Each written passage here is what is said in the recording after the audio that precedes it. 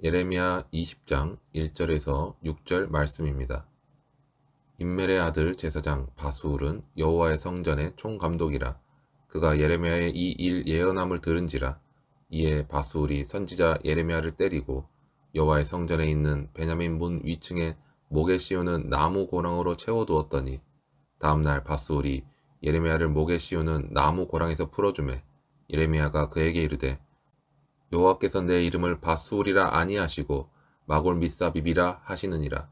여호와께서 이와 같이 말씀하시되, 보라, 내가 너로 너와 내 모든 친구에게 두려움이 되게 하리니 그들이 그들의 원수들의 칼에 엎드러질 것이요 내 눈은 그것을 볼 것이며, 내가 온 유다를 바벨론 왕의 손에 넘기리니 그가 그들을 사로잡아 바벨론으로 옮겨 칼로 죽이리라.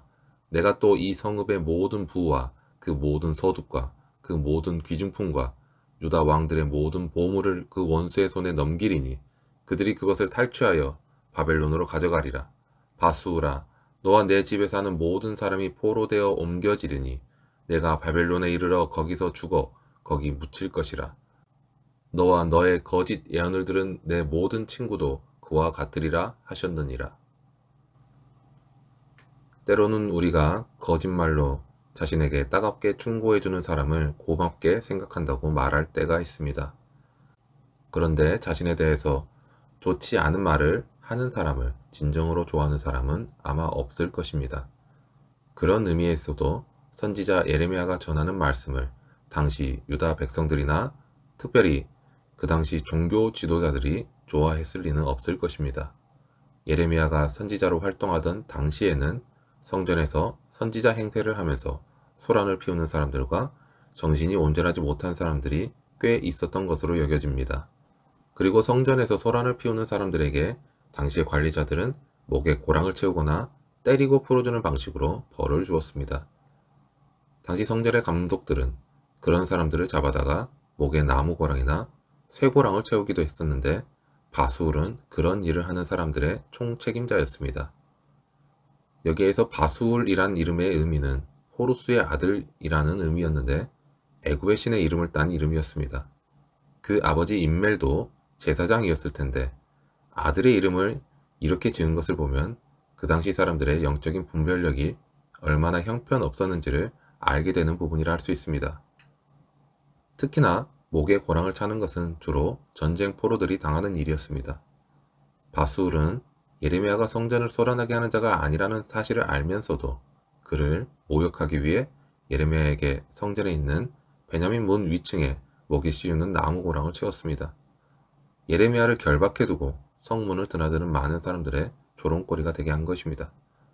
성전의 총감독은 그 직무상 다른 사람에게 두려움을 느끼게 하는 엄한 표정과 고압적인 태도를 보였을 것입니다. 자신이 듣기 싫은 예언을 한다는 이유로 그는 예레미야에게 더욱더 해서는 안 되는 일을 행합니다.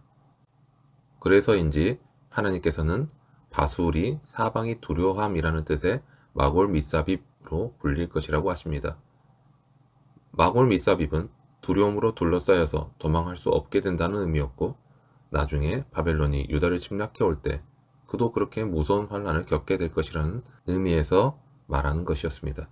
문제는 그 두려움이 성전을 어지럽히는 자들이 아니라 그 자신과 그 친구들에게 임한다는 것이 문제였습니다.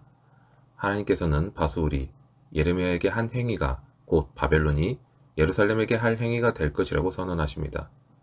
이와 같은 심판의 말씀은 유다가 바벨론에게 멸망을 당하고 그 거민들이 포로가 되거나 중입을 당하는 것이 바수울과 같은 진실하지 못한 제사장들 때문이라는 말씀이었습니다.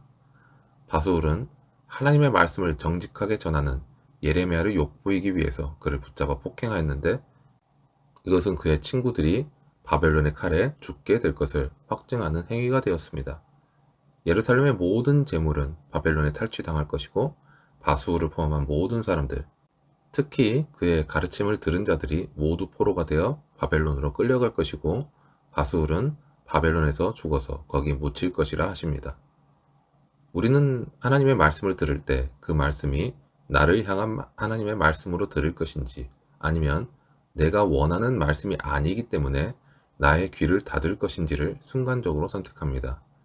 그리고 선택을 하는 그 순간에는 그렇게 심각하게 느끼지 못하지만 시간이 흐르면 흐를수록 그 두 가지 선택의 간격은 점점 커지게 되고 마지막에 이르러서는 영생과 영벌로 나뉘어서 건널 수 없을 정도의 거리가 생기게 됩니다. 이러한 선택에 대한 결과는 마치 바술과 같이 성전에서 총감독을 맡고 있어서 성전의 모든 것을 관리 감독하여 책임지는 자라 할지라도 그가 맡은 자리나 그가 하나님께서 선택하신 하나님의 백성이라는 것으로 선택의 결과가 달라지는 것은 아닙니다. 오히려 하나님께서 택하신 백성이며 그 지도자들은 하나님의 말씀에 더욱 민감해야 합니다. 하나님의 말씀 앞에서는 겸손하게 그 말씀을 들어야 하며 순종해야 하는 것입니다. 우리는 바술과 같이 올바른 말씀에 대하여 반감을 가질 수 있으며 그 말씀을 전하는 사람에게 핍박을 할 수도 있습니다. 단지 스스로 인지하지 못할 때가 더 많다는 것이 지금을 살아가는 우리에게 더욱 큰 아픔으로 다가오는 것 같습니다. 우리는 스스로 듣기에 편하고 마음에 좋은 말씀만을 선호하고 쓴소리를 싫어할 때가 많습니다. 하나님의 말씀을 경외함으로 받는 것이 아니라 그 말씀을 경시하며 싫어하기도 한다는 것입니다. 그리고 그러한 경시와 조롱과 핍박의 이면에는 대부분 사실 거짓으로 했다는 사실을 스스로 아는 것에서 오는 두려움이 자리 잡고 있습니다. 하나님을 경외함이 아닌 자신이 가진 두려움에 사로잡힌 사람의 지혜와 수단은 하나님 앞에서 아무 소용이 없게 됩니다. 그럼에도 불구하고 이 두려움은 우리의 지혜와 세상의 방법을 마치 하나님처럼 믿고 의지하게 만듭니다. 이러한 죄로 인한 두려움을 이기기 위해서는 자신의 죄를 회개하고 하나님께로 돌아가는 것밖에 방법이 없습니다. 유다의 심판날에는 바술 같은 사람뿐만 아니라 그와 함께 머물고 그런 거짓말을 듣고 믿은 자들 또한 동일한 환난을 당하게 됩니다. 하나님께서 한 몸으로 붙여주신 주님의 몸된 공동체에서는 서로가 듣기 좋은 말만 하는 것이 아니라 하나님께서 하시는 말씀에 함께 순종하는 믿음의 공동체가 되어야 합니다. 우리가 믿고 의지해야 할 분은 오직 하나님 한 분이십니다.